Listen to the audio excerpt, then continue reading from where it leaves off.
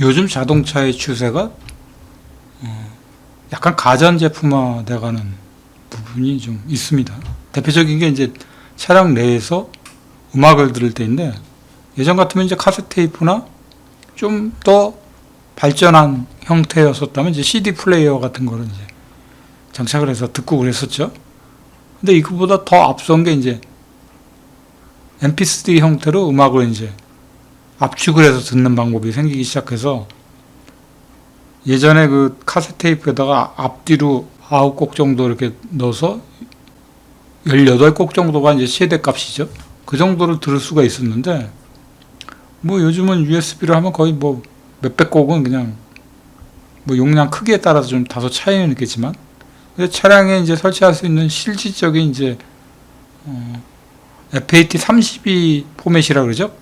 그 64기가인가 32기가까지 밖에 인식을 안 하기 때문에, 결론적으로 얘기를 하면은 그것도 좀 제한이 있는 겁니다.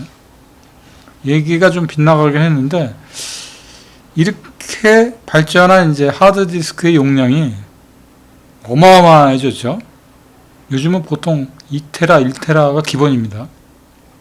2테라짜리 하드디스크가 보통 요즘 한 5, 6만 원 선에서 이제 거래가 되는 것 같습니다. 지금 요거는 2테라짜리가 아니고 20테라짜리인데, 시중에서 이제 판매되는 가격이 한 70여만 원 돈 정도 되는 것 같습니다.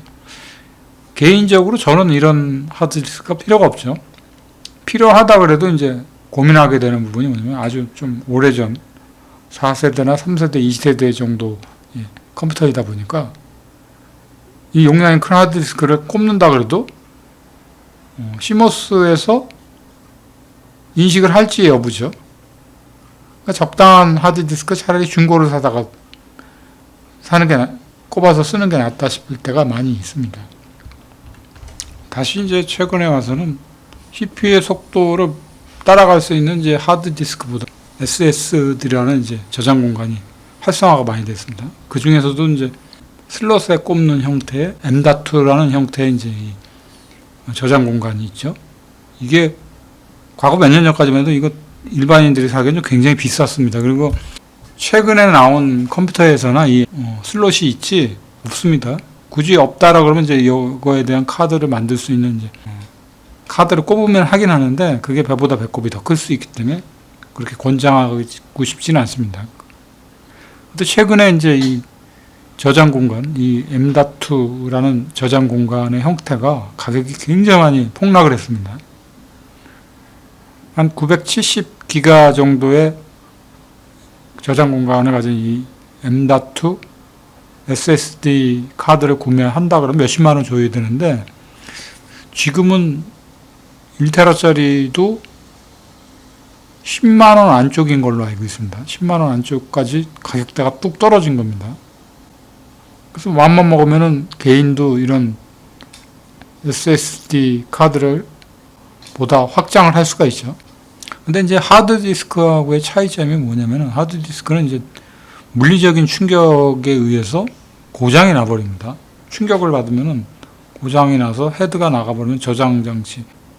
일반적으로 예전에 하드디스크가 많이 보편화되던 시절에는 자동차에서 저장 공간을 하드디스크가 활성화가 많이 됐음에도 감히 엄두를 못 냈던 이유 중에 하나가 충격에 굉장히 약했기 때문이라고 봅니다. 그리고 이건 개인적인 생각인데, 요즘 내연기관차에 전자장치가 많이 붙어 있죠.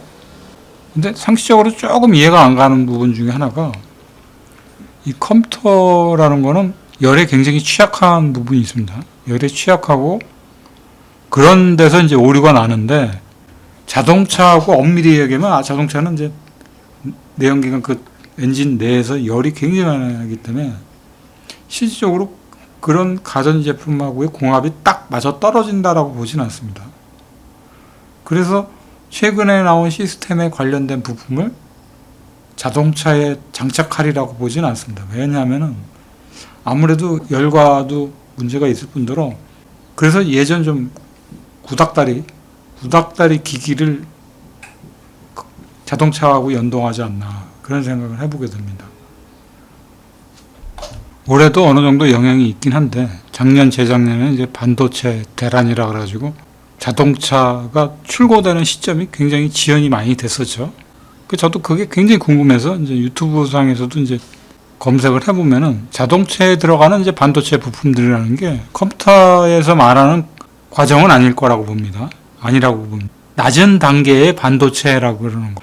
삼성이나 우리나라 기업에서 굳이 단가 수지 타산도 안 맞는 그 자동차에 들어가는 반도체 부품들을 만들지 않는다는 걸로 제가 알고 있었습니다.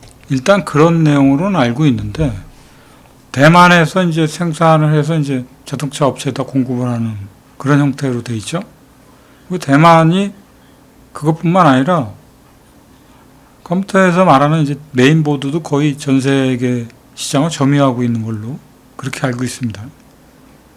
대만을 우습게 볼 상황이 아니죠. 반도체뿐만 아니라 그래서 아마도 굉장히 중요한 위치에 있는 곳이 대만이 아닌가 그런 생각을 해보게 됩니다. 상당히 기술적인 부분도 축적돼 있고 대만에서 공급되는 대부분의 메인보드가 전 세계에 다 퍼지는 걸로 그렇게 알고 있습니다. 그러니까 자동차 관련된 반도체 부분도 기술적인 부분에서 우위에 있는 거죠.